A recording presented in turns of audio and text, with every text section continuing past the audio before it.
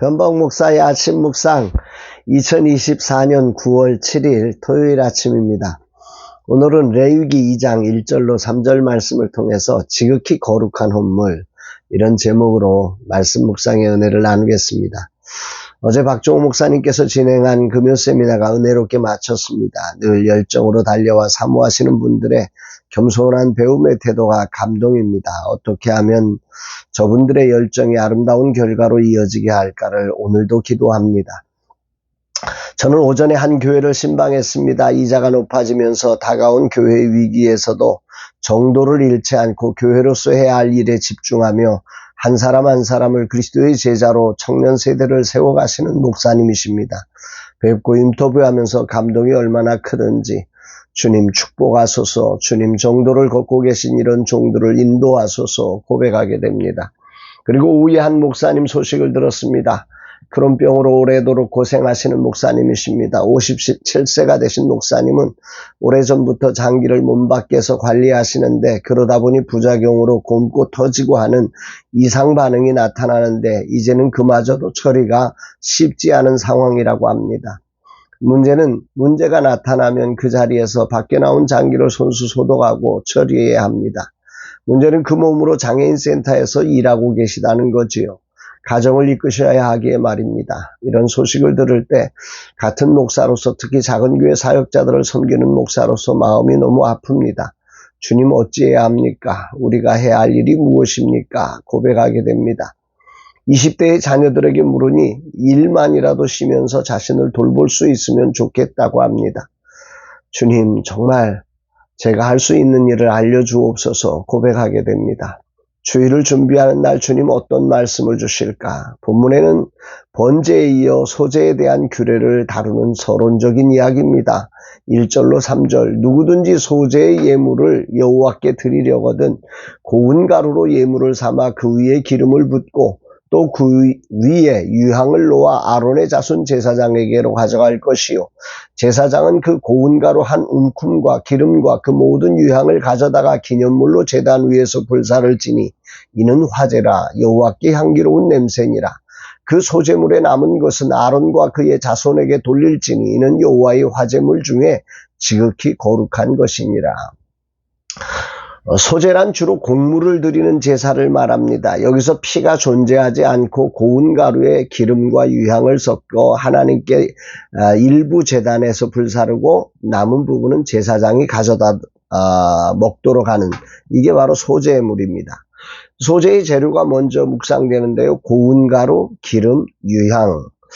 먼저 고운 가루라고 하는 것은 곡물을 곱게 빻은 밀가루 형태의 곡물인 거죠. 이것은 세밀하게 빻아서 불순물을 제거한 상태로 하나님께 드리는 예물이 최고의 품질이 되어야 함을 말씀합니다. 즉 우리의 마음이 순결한 마음과 온전한 헌신이 담긴 최상의 상태가 되어야 한다는 것입니다. 두 번째로 기름이라고 하는 것, 히브리어로 세멘이라고 하는 단어인데요. 고대 중동 지역에서 풍요와 축복, 기쁨을 상징하는 단어라고 합니다. 소제의 기름을 사용하는 것은 하나님께 감사하며 삶의 풍요를 하나님께 돌리는 상징적 행위를 의미하지요. 또 유향이라고 하는, 레보나라고 하는 단어는 유향나무의 껍질을 벗기고 그 속에서 나오는 수액을 공기 중에서 서서히 굳히면 황백색의 덩어리가 만들어지는데 이 덩어리를 말려서 향으로 사용하거나 분말로 만들어 사용하는 것입니다. 현대에도 이것은 아로마 테라피에서 많이 사용한다고 합니다. 소제에서 유향을 넣음으로 제물이 타면서 향기로운 냄새가 되도록 하는 역할이지요. 그래서 성경에서는 성경이 가지고 있는 진정한 의미는 기도와 경배를 상징한다고도 합니다. 즉 유향의 연기가 위로 올라가듯 기도가 하나님께 상달되는 것을 상징적으로 묘사하기 위해서 여기다 유향을 첨가한다 하는 거지요. 그러니까 소제는 정제된 헌신, 그리고 풍요에 대한 감사, 그리고 기도와 경배가 어우러진 예배다, 이렇게 생각해 볼 수 있습니다. 소제의 중요한 특징은 이렇게 가져온 예물 중 제사장이 받아서 그중 기념물을 하나님께 드립니다. 여기 기념물이라고 하는 것, 아즈카라라고 하는 히브리어인데요. 하나님께 기억하게 하다, 이런 의미죠. 제사에서 일부를 택해 불사를 때 하나님께서 그 예물과 예배자의 헌신을 기억하게 한다는 것입니다. 그렇게 기념물을 하나님께 드리고 남은 것은 제사장과 그 자손에게 돌리도록 했는데 여기 아주 중요한 표현이 달립니다. 이는 여호와의 화제물 중에 지극히 거룩한 것이니라. 분명 화제물이란 하나님께 불로 태워 드리는 예물인데요. 이것은 하나님께서 받으시는 향기로운 제물이라는 말이죠. 근데 분명히 지금 이 제사장들에게 돌리는 건 불에 태우지 않았지 않습니까? 남은 부분인데 이 소제물이 지극히 거룩한 것이라고 성경은 말씀하고 있음이 오늘 묵상의 주제가 됩니다. 제사보다 더 엄격한 의미로 하나님께 바쳐진 것이다 말하지요. 소제는 분명 피 흘림이 없는 제사입니다. 감사와 헌신을 표현하는 제사입니다. 하나님께 드려진 예물은 거룩한 헌물로 불태워졌던 제사장에게 갔던 그 두 가지 경우 모두가 다 거룩한 상태라는 말입니다. 이는 제사장이 그 거룩한 하나님께 바쳐진 예물을 거룩하게 다루어야 한다는 사실을 강조하는 거지요. 목사로 부름받고 나는 성도들이 드린 귀한 예물 중 하나님께 드려진 부분이 아닌 부분을 받아 살고 있는 사람입니다. 오늘도 나는 소중한 성도들의 헌물을 통해 살고 있지요. 주님은 오늘 내게 묻습니다. 너는 그걸 얼마나 거룩하게 받고 있느냐? 그것이 하나님께 바쳐진 지극히 거룩한 것임을 알고 있느냐? 물으십니다. 저는 라마라의 선교의 재정에 대해서는 정말 투명하게 하려고 발버둥 칩니다. 주변의 사람들이 피곤할 정도로 투명성을 강조합니다. 다들 불편해하지요. 그러나 나에겐 이것이 매우 중요합니다. 하나님께 드려진 향기로운 냄새가 되어야 하기에 이론도 허투루 사용되지 않으려고 노력합니다.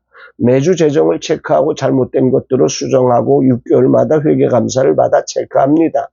그런데 문제는 오늘 내가 그렇게 받은 제사장 몫의 사례비를 지극히 거룩한 것이니라 라고 하는 이 말씀이 오늘 저에게 큰 울림을 주며 저를 흔듭니다. 이 부분에 정말 하나님께 드려진 거룩한 예물이라는 사실을 기억하며 거룩하게 사용했는가 라고 하는 질문을 던져보게 됩니다. 물론 이제까지 늘 부족함으로 살았기에 엉뚱한 곳에 사용할 여력이 없었습니다. 그러나 지극히 거룩하다는 사실을 기억하고 살았느냐? 이 질문은 그것이 아닙니다.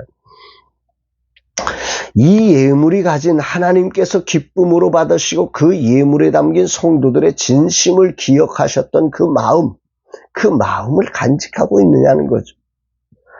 어쩌면 작게 받는다는 이유로 지극히 거룩하게 여기지 못하고 산 것은 아닌가 하는 회개가 나오는 아침입니다. 지극히 거룩한 것이니라.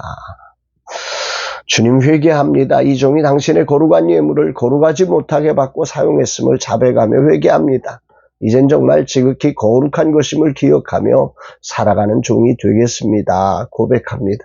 사랑하는 여러분, 여러분들은 여러분들의 삶의 몫이 정말 하나님께 지극히 거룩한 것들로 기억되고 있습니까? 또 하나님을 예배하는 것이 정말 지극히 거룩하게 온전한 그 고운 가루처럼 완전히 헌신된 모습으로 하나님께 드려지는 삶이 되고 있습니까? 오늘 우리의 삶이 정말 하나님 앞에나 세상 앞에 지극히 거룩한 것들로 구별되는 복된 헌신, 복된 은혜의 삶 되기를 주의 이름으로 축복합니다. 사랑합니다, 여러분.